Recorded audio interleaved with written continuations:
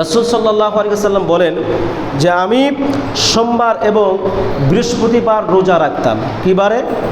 সোমবার এবং বৃহস্পতিবার রোজা রাখতাম। কেন রোজা রাখতেন? তো ওনার এই রোজা রাখাটা দেখে সাহাবায়ে কেরাম জিজ্ঞাসা করতেন, ইয়া রাসূলুল্লাহ, ইয়া হাবিবাল্লাহ, আপনি প্রত্যেক সপ্তাহে এই কষ্টটা কেন করেন?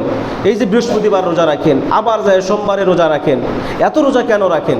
তিনি বললেন, তু'রাদুল আ'মালু ইয়াউমাল ইসনাইনি ওয়াল খামিস, এই দুই দিন সোমবার এবং বৃহস্পতিবার আল্লাহ পাক রব্বুল আলামিনের কাছে বান্দাদের আমল নামাগুলো পেশ করা হয়। বলি সুবহানাল্লাহ।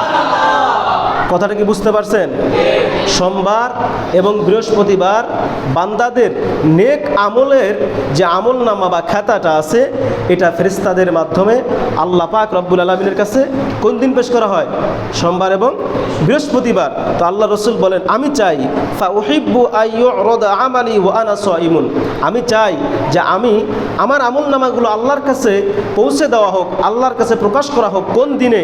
ওই দিনে যেই দিন আমি রোজা রাখি, অর্থাৎ রোজা রাখা অবস্থায় যেন আমি রসুলের আমল নামাগুলো আমার আল্লাহর কাছে পৌঁছে দেওয়া হয়। সুবহানাল্লাহ।